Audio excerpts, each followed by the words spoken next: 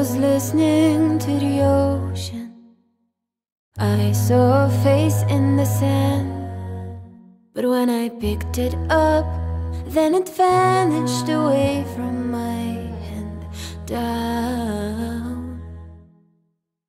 I had a dream I was 7, climbing my way in a tree. I saw a piece of heaven waiting impatient for me down. And I was running far away. Will I run out the world someday? Nobody knows, nobody knows. And I was dancing in the rain. I felt alive and I can't complain. But now take me home where I belong. Take it anymore.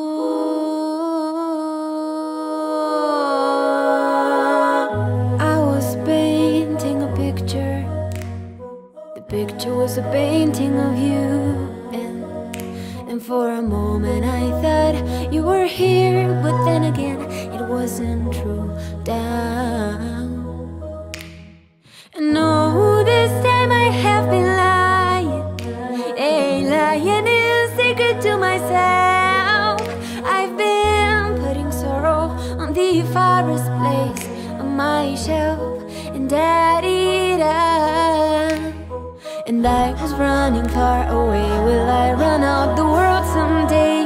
Nobody knows, nobody knows. And I was dancing in the rain. I felt alive and I can't complain. But now take me home where I belong. I got no other place to go. And now take me home where I belong. Regardez-moi ce tout petit mignon comme il est rigolo.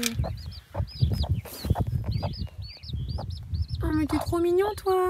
T'es trop mignon. Oui.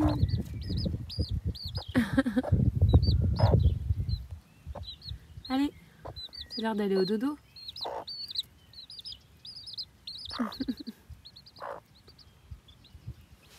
Là on a fait toutes les pommes de terre. Ça on l'a fait il y a 2 semaines ou 3 semaines, je sais plus. Elles sont déjà en train de sortir. Et ça on l'a fait ce matin, tout là. Je viens de constater un phénomène assez marrant et fou quoi. En fait il y a 2 ans j'avais laissé des pommes de terre dans un coin de la cave. Et l'année dernière, pour les replanter, hein, donc l'année dernière j'avais oublié de les replanter. Enfin, j'en avais planté une partie, il restait le fond. Et du coup j'y ai pas touché, je l'ai laissé dans un coin. C'est un coin où vraiment c'est très très sombre. Il n'y a pas de lumière quoi. Et en fait, les patates qui étaient là ont disparu. Donc ça c'est leurs racines qui commencent aussi à se on les voit en fait, les patates du départ. C'est ce truc tout sec là, qui s'est complètement désintégré. Et elles m'ont fait des bébés patates, que vous voyez là, qui sont en train de germer, donc que je vais pouvoir replanter, vous voyez. Elles ont fait ces petits bébés patates à partir de rien, puisqu'elles n'avaient ni lumière, ni terre, ni eau. Après, il y avait peut-être un peu d'humidité dans la cave, hein, l'humidité de l'air.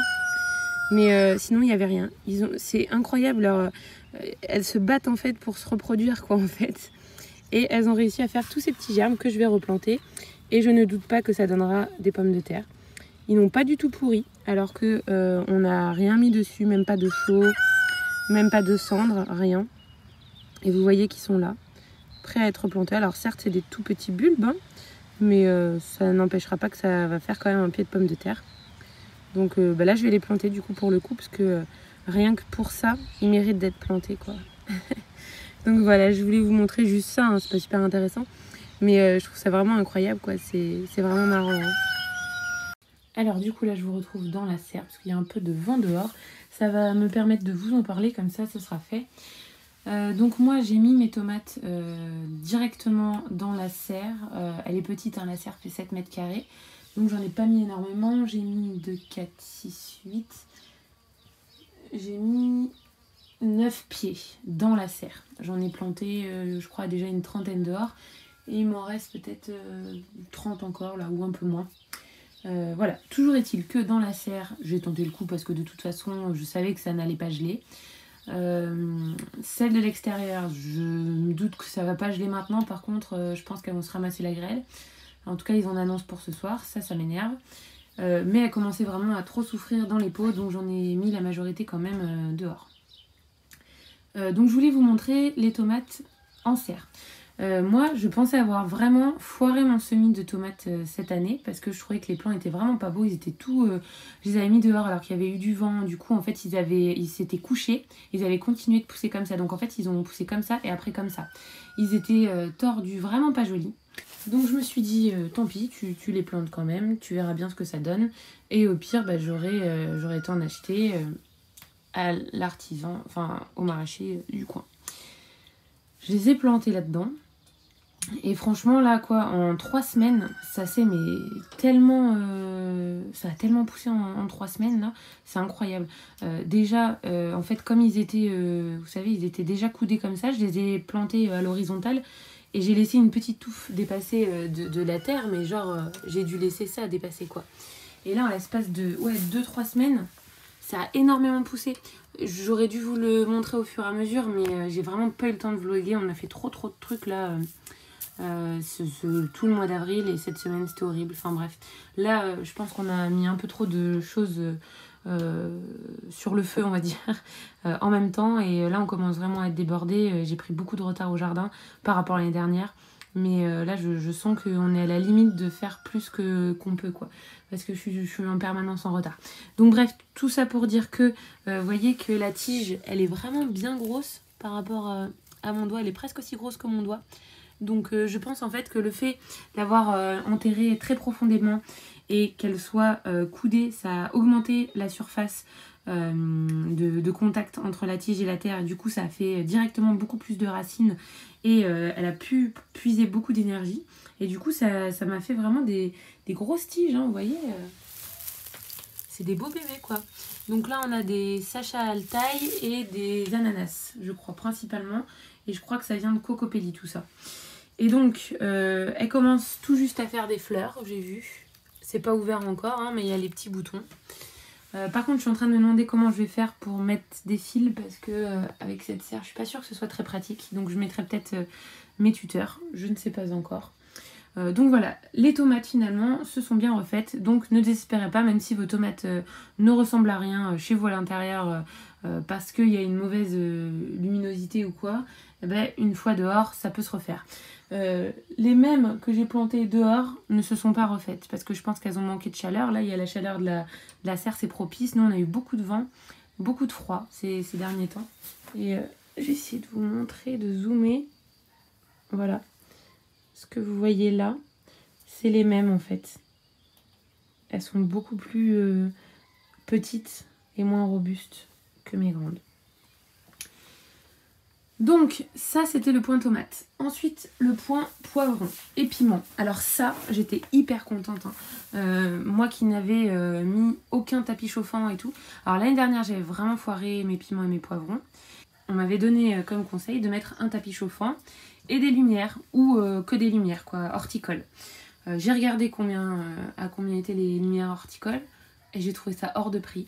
Et en plus il y a le prix de l'électricité à rajouter dessus et ça fait encore un truc qui consomme de l'électricité et tout.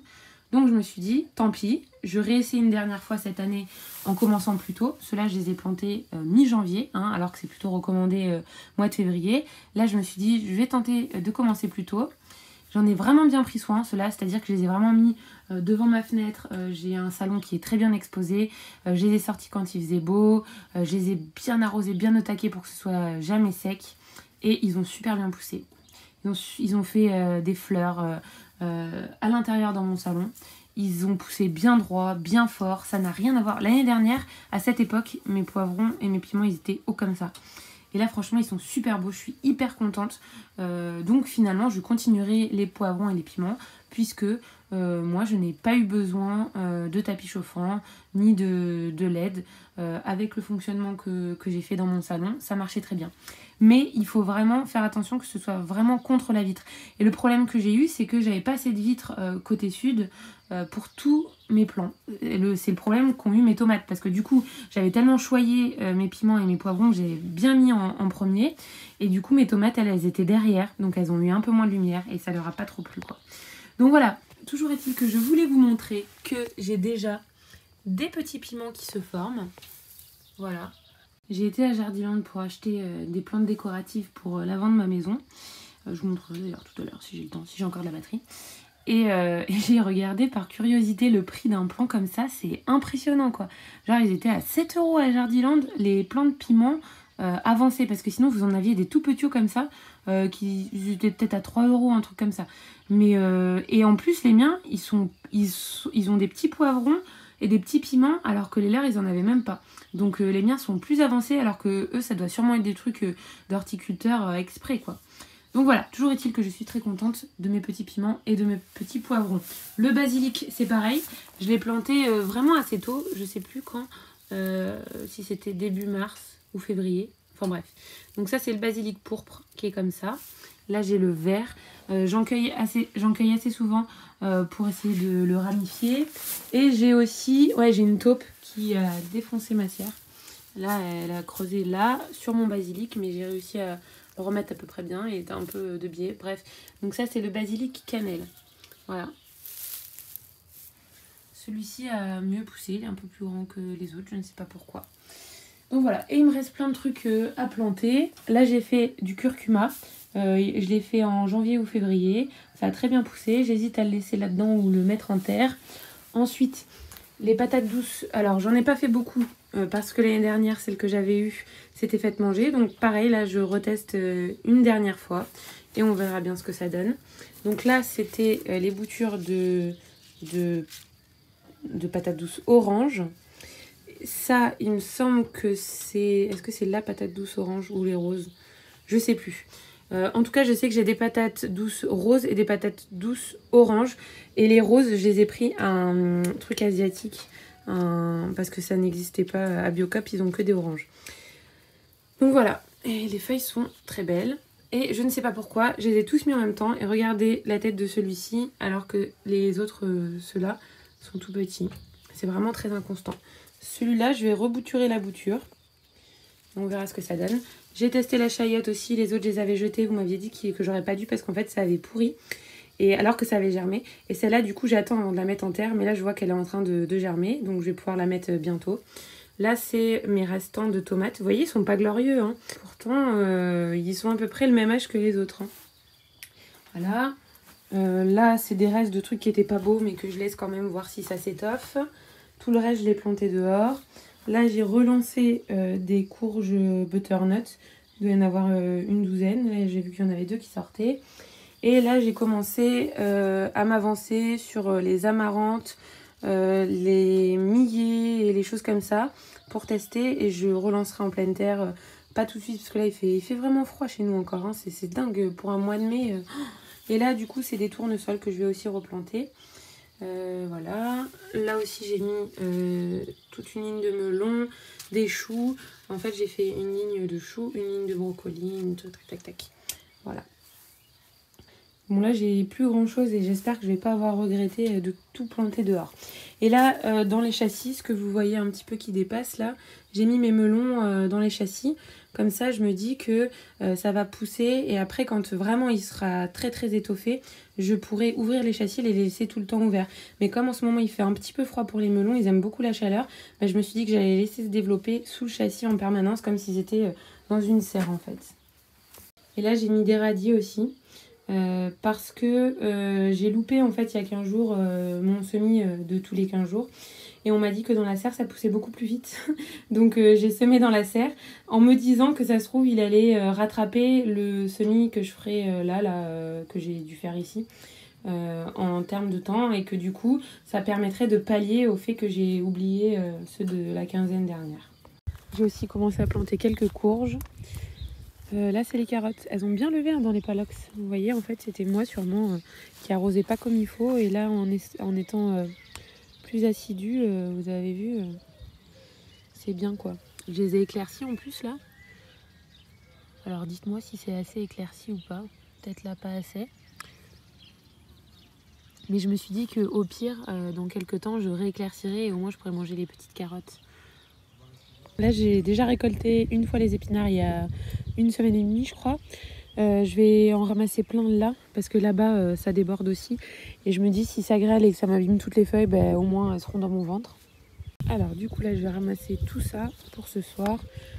Pour deux, ça sera suffisant. Mais les épinards, il vous faut vraiment beaucoup en quantité, hein. Donc moi en fait, j'enlève la tige au milieu directement sur place. Comme ça en fait dans mon panier, elles sont directement prêtes à être lavées et cuites. Ça prend un peu plus de temps au ramassage.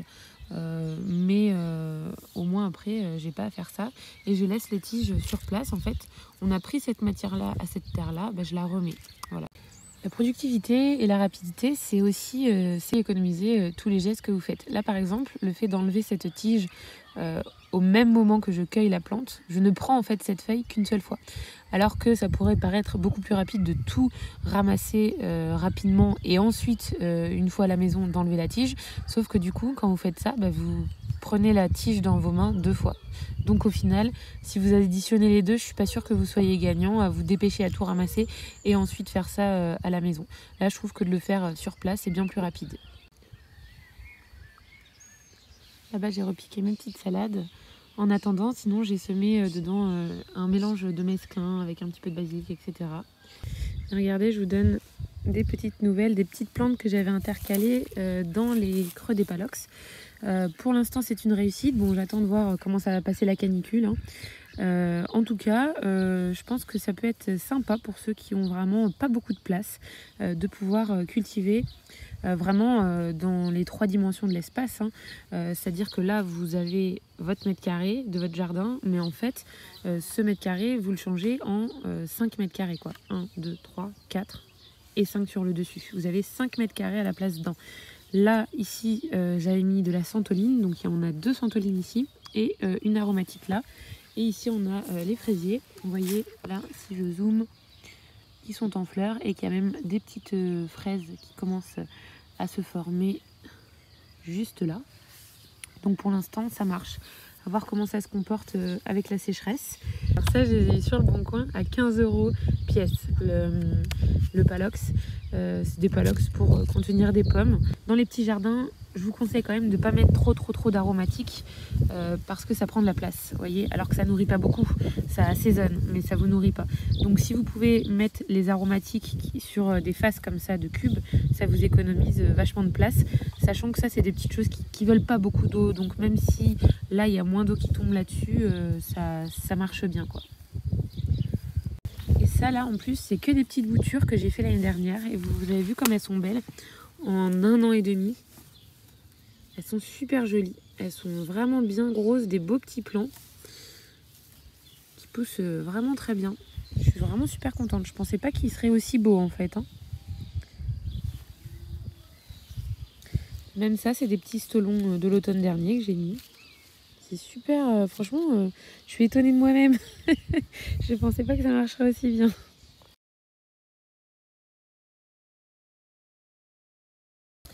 Là, il y a un petit escargot. Ils l'ont pas vu. Là. Yo.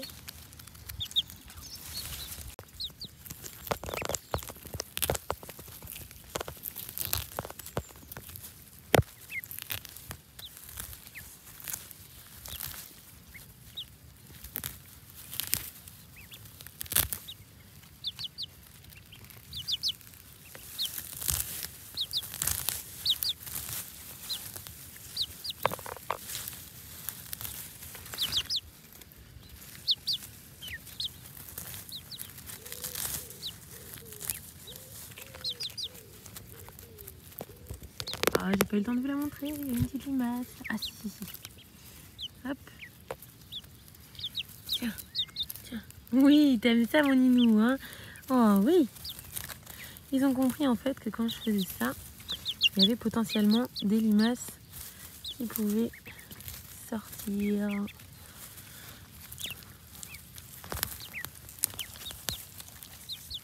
Ah mince, je vais arracher un petit péché et je vais aller le replanter.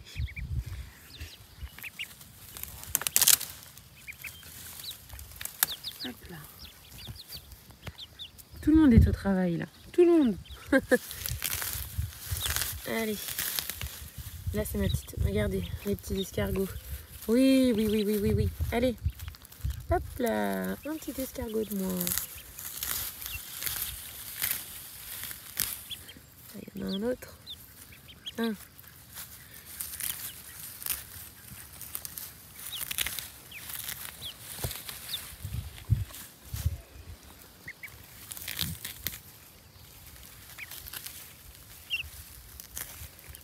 Donc les limaces, c'est la première année que j'en vois autant.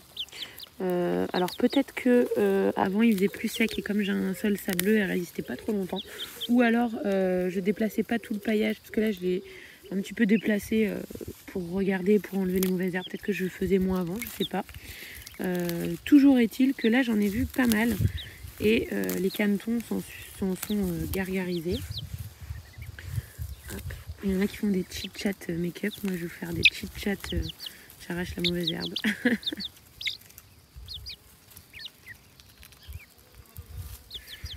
Dès qu'un gastéropode est déniché, en 2 secondes, ils avalent ça. Par contre, il faut me laisser enlever les mauvaises herbes, les cocos. Alors, j'ai pas eu de choses mangées par les limaces. Donc, est-ce qu'elles se contentent de manger ce que je leur donne? Puisqu'en fait, je fais du compostage de surface. Je leur mets aussi de la tonte, etc. Donc, elles ont toujours beaucoup de choses à manger, qui sont déjà abîmés, puisqu'en général elles préfèrent les petits plants qui sont un peu stressés, quoi. Donc du coup, moi j'ai pas vraiment de problème avec les limaces, mais j'ai un sol sableux, donc ça veut dire que il n'y a que 1 ou 2 espèces de limaces sur mon sol, alors que je crois qu'il y en a plus de 40 sur un sol argileux, des espèces différentes. Moi, celles que je trouve, c'est vraiment les petites limaces qui sont grandes comme ça, un peu grises, des petites taches. Elles sont toutes petites, elles font pas beaucoup de dégâts, j'ai pas de soucis, j'ai jamais eu de soucis ici avec les limaces. Avant que j'arrive, ma grand-mère mettait des granulés pour les dahlias, les choses comme ça. Moi, quand je suis arrivée, j'ai arrêté d'en mettre et j'ai pas vu que j'ai beaucoup de choses qui ont disparu. Ou alors, c'est possible hein, que j'ai eu quelques petits trucs qui se soient fait manger, mais pas assez pour que je le remarque en fait. Hein. Je plante et je sème beaucoup, donc je n'ai pas remarqué ça. Néanmoins, là, il a fait que pleuvoir, donc c'est en permanence humide. Donc c'est vrai que là, j'en vois. Quand je soulève le paillage, j'en trouve. Alors qu'avant, l'année dernière, j'avais voulu vous faire une vidéo sur les limaces et j'avais même pas trouvé de limaces pour illustrer, c'est dire. Donc là, au moins, je vais peut-être pouvoir vous sortir cette vidéo puisque j'en ai trouvé. Donc voilà les limaces qu'on a chez nous. Vous voyez, elles sont toutes petites. Elles deviennent un tout petit peu plus grandes, mais pas bien plus, hein. Allez, désolé, son dernier jour.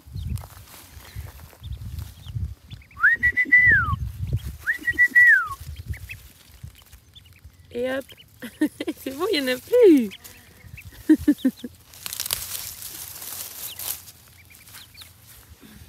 Maya, toi aussi tu veux des petites limaces? C'est pas pour les chiens. Oh, un petit escargot.